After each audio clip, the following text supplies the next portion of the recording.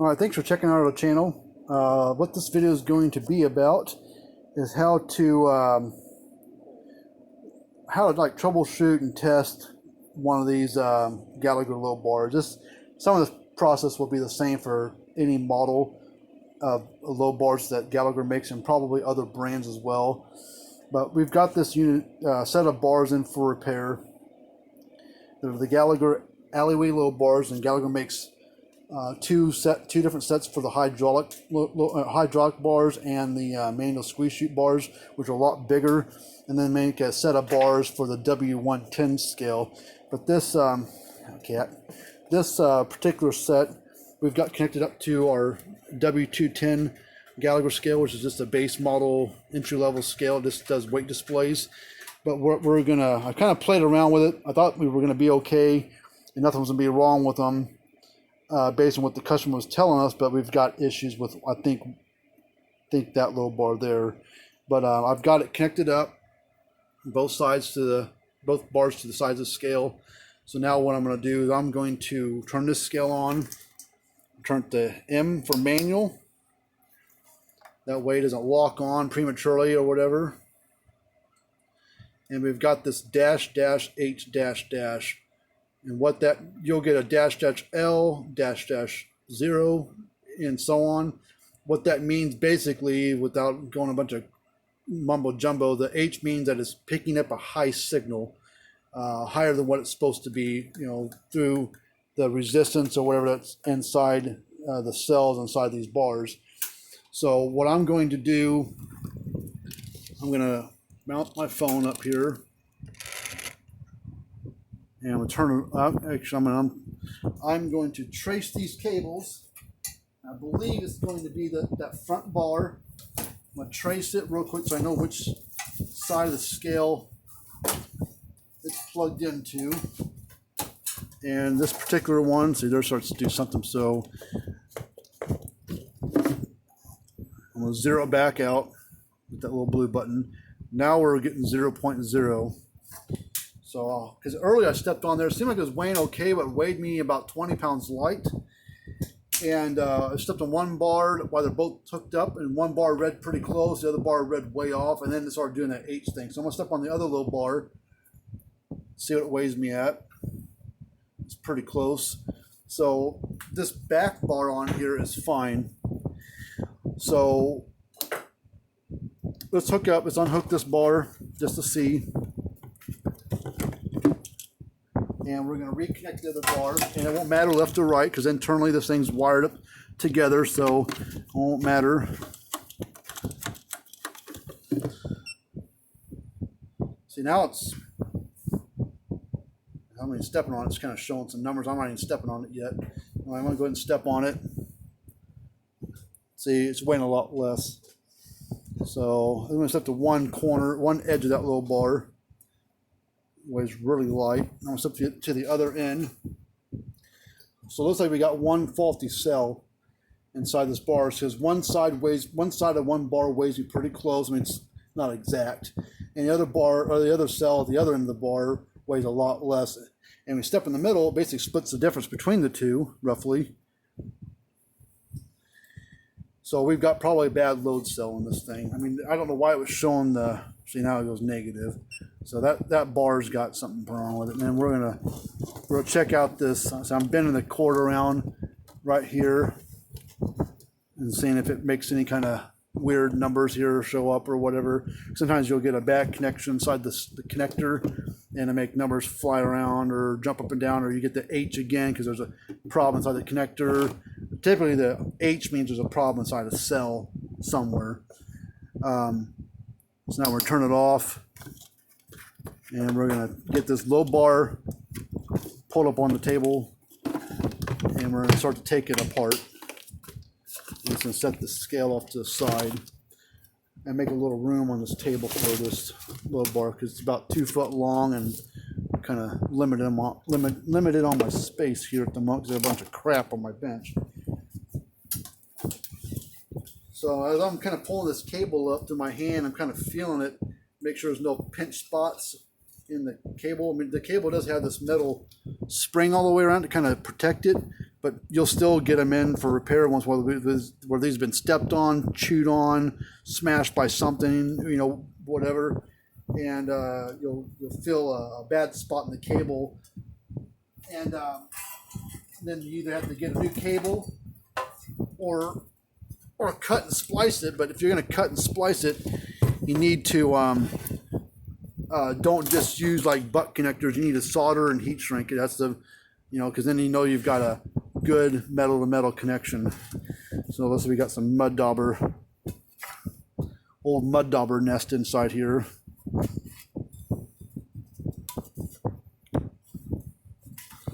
So I'll get rid of that junk. Luckily there's none of them in there. I'm gonna turn this little bar around, need it to where the cable is sitting up here. So we need to take this little bar apart, and we're gonna need a. I'm gonna have to put you on hold for a minute while I find the tools I need. Need a. For this one, it is a 6mm, like hexagon, you know, deal. You'll need a. You got a beefy enough impact drill, which I don't. It's pretty lightweight power wise, but usually you can't break them loose with it. You'll have to break them loose with the breaker bar first, or socket wrench something, and then once you get them loosened up a little ways, you can buzz them out the rest of the way. So let me get my breaker bar over here. I gotta find everything, and we'll get started on taking this apart. All right. And one thing you sometimes have to do is, if these are all, sometimes they've got cake full of dirt and stuff, you need to dig it all out, and then you'll maybe want to spray some WD-40 or whatever down inside here, let it soak for a little bit. But I got my breaker bar on there, and make sure it's all the way in there. If it's like partially in there, don't just go to pushing it and trying to loosen it up. Take a hammer to the back side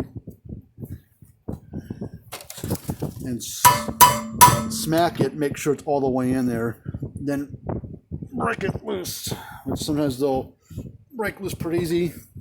But these have been in there for a while, so they're going to be, it's a little tight, so it's even, so you probably, these have been in there for a little while, so they're not super loose to come out of here, so we're going to have to really work on this to get these out of there. So,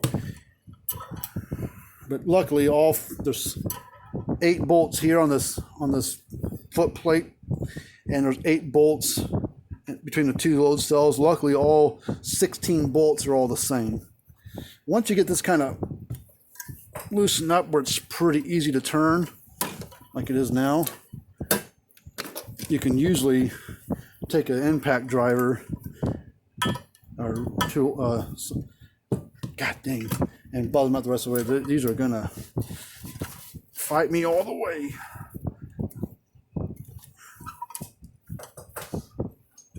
But I'm not gonna sit here and show you how to take all these bolts out. You know, you get the gist of everything. But so I'm probably gonna pause it for a minute while I buzz all these out of there, and then we'll start back over here in just a second. So give me a moment here. Come on. All right, that was a bit of workout to get all these bolts loose. Every single one was really, really tight. So I've got them all broke loose and loosened up probably half what they are. So that's how long the bolts are. So when we put these back in there, I'm gonna put some like anti-seize on there or something to kind of help them out.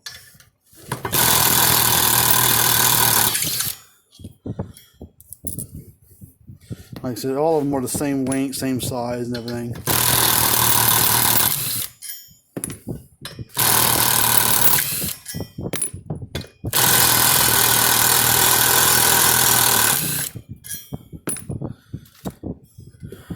Alright. Now I don't remember which one was reading the lighter weight, but I think it's this one, or maybe, I don't know. All right, now the next thing you have to do to get the rest of it apart. Now, see, this is, if you need these worked on, I would send them in, but if you want to save them some money on freight, all I need is the load cells and the cable, and they tie into this little potted epoxy junction box here. So you just take, so you can send me the cells and the cable in this little thing tied together, minus this little plastic thing and this, and the bar is a metal bar, because that's just the frame. That doesn't have anything to do with the way it operates and how it works, and so it's all done with these things and the cable. So now I need a pair of pliers. I need to take this nut loose back here. It's what holding this potted box to the, they call this a rat trap. I don't know what their technical name is for it, but they call this the rat trap. Basically, it's to hide the wires from the mice and the rats and stuff from chewing on them.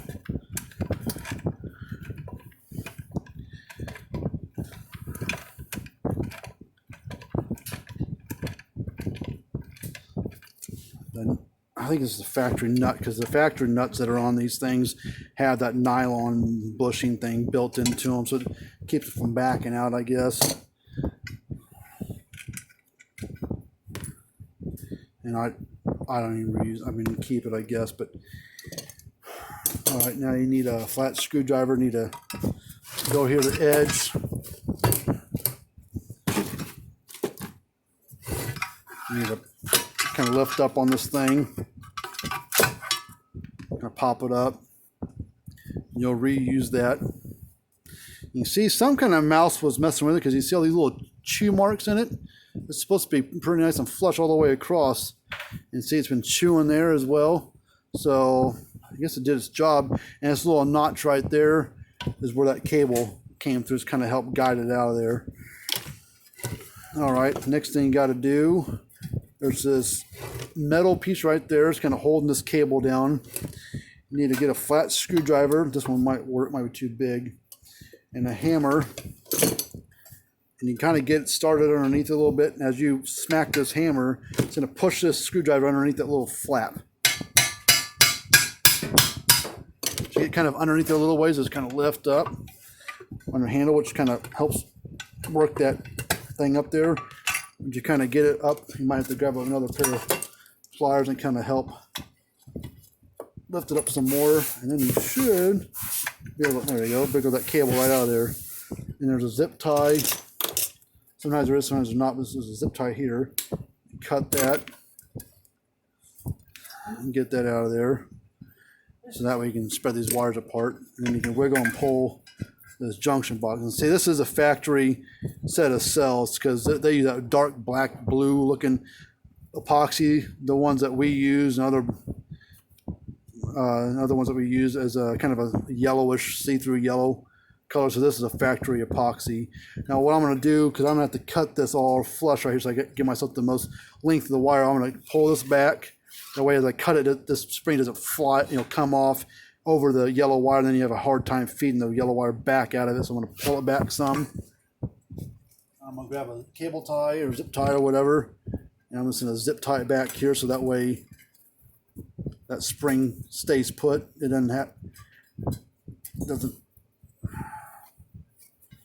doesn't come off. So pull it tight now.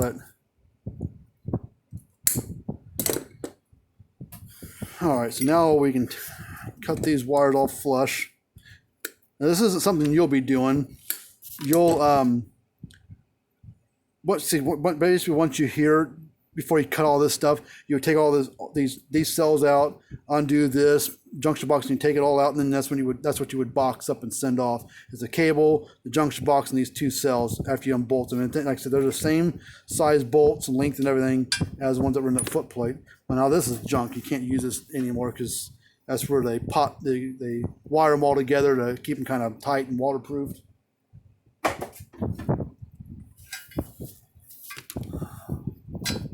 And I did see right down here, there could be a problem right there.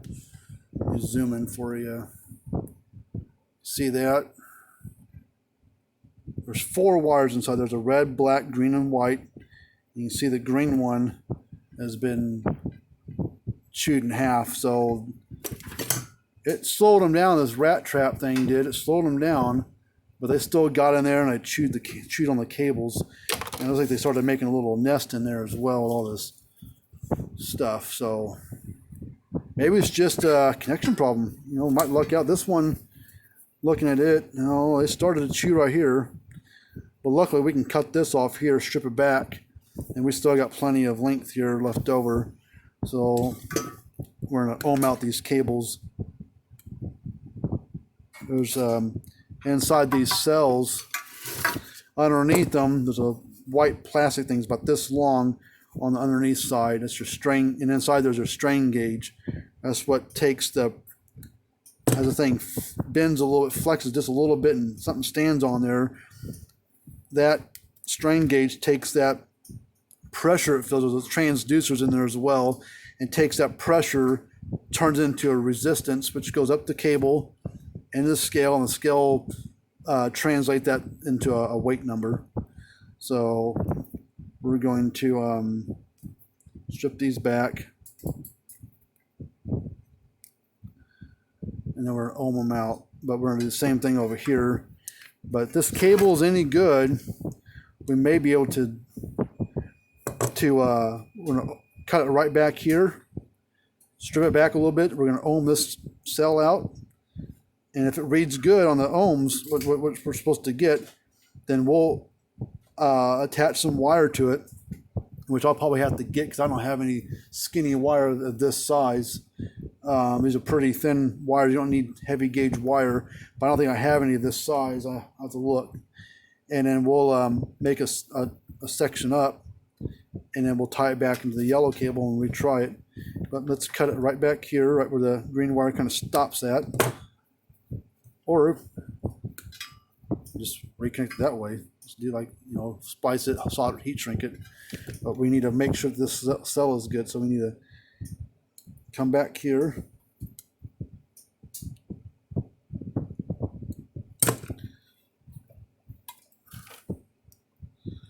Strip it back.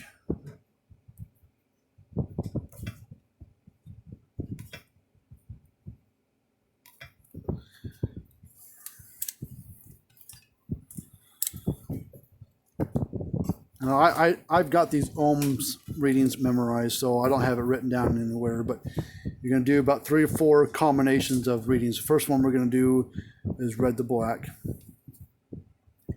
Should be 400 and something. Okay, that one's good. Now we're going to do red to green. I think it's 322. Yep.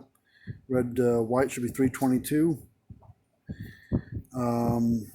Green to white, it's like 350, 250, yeah, 350. And black to green and black to white really don't matter too much, as long as they match. Okay, I figured that load cell is fine. Now we're going to do this cell. We're going to do red to black first. There's a range on the red to black. It's like 420 to 480. I don't know. There's a range that it's supposed to be in. So that's 434. So that's fine. Now, if any of these, you know, if that read wrong, if that was like way off, way high, or way low, there's no point in testing the rest of them, the rest of the leads, because that means that cell's no good. So that was red. Yeah, so that's good. Red to white, like 322. Red to green, 322. I think we're going to be okay. Now we're going to do white to greens, I think 350 or 250 or 350. 350. And we're going to do, we'll do black to green and black to white. We're like 280 or whatever it was on the other one. So that's fine. So what we'll be able to do, luckily this is, I mean, let's just strip off a little bit of this on each end.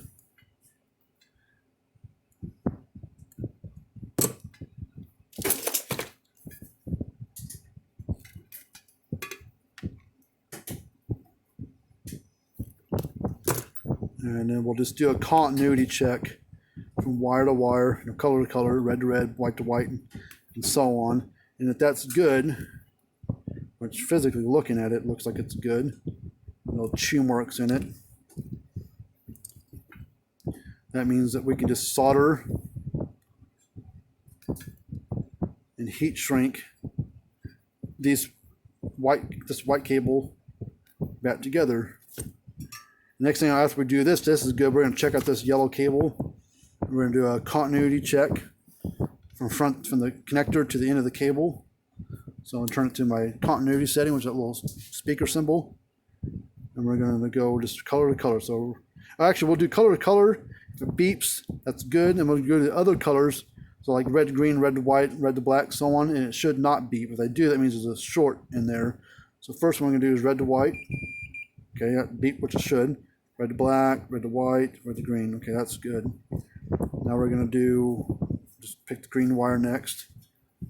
Do the green over here, should beep. That's good. Red, all those are fine. Now we're going to do the white wire next. That's good. And the last one is the black one. So this cable's fine. So we'll be able to save this load cell. We'll solder and heat shrink it. We won't have to replace this load cell. I mean, this is a 2013 load cell. There's a serial number on this. It's versus the 13. That's a 2013. Low bar. See if it's got a plate on it. No, I don't. Some of them had a date code on there. I don't see a serial number date code on this thing. So I don't know. These low bars are about 7 years old, but I think it probably would have been working fine if the stupid mouse had a chewed on it. Now what we're going to do is we're going to check out this yellow cable. I'm going to cut away that angled chunk right there where it's kind of pinched at right there just to get it out of the system. There's plenty of wire left over. We're going to cut it back to about here. You got to be kind of careful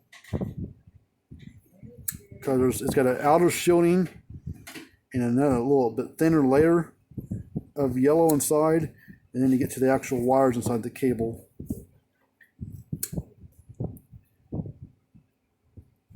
I've done enough of these things I kind of know how to, once you kind of get started, you can just twist and break it and then pull it apart. But I've done a lot of low bars.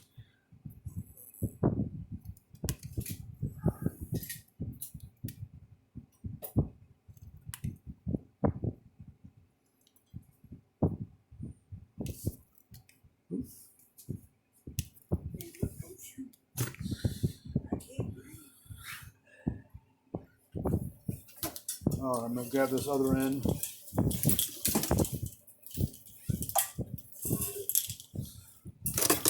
right, we're going to test between the connector and this wire. I need a little piece of wire to stick inside the connector. The holes are too small to get my testers probes into it. So give me just a second, I got to find some wire. Yep. I just need a column on it.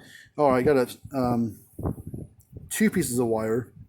Because the first thing we're going to check, which it should be fine, we're going to check between the center pin and which is ground and pin 5, which I can't see. Okay, they're labeled 1 through 6. So pin 5 is here, or pin 7 or what center pin is there. Pin 5 is right there. There should be, there's a signal, there's a resistor inside there that these manufacturers use to tell the scale what size low bar is hooked up to it, so I know which one it is. So this one, I think it has a 10K ohm resistor.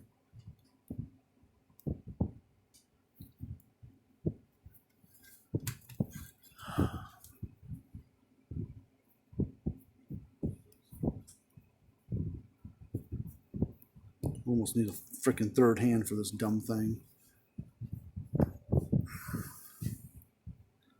Stay in there.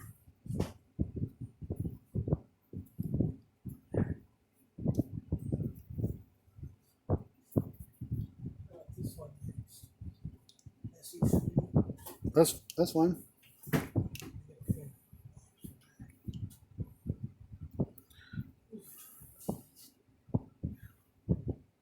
Getting hot? It's still hot. Let me try something real quick. All right, so what I did was got a little vise here, and it's holding my connector in place, so I can keep my other hands free. So we're gonna go across pin 5 and center. It should be 10K ohms.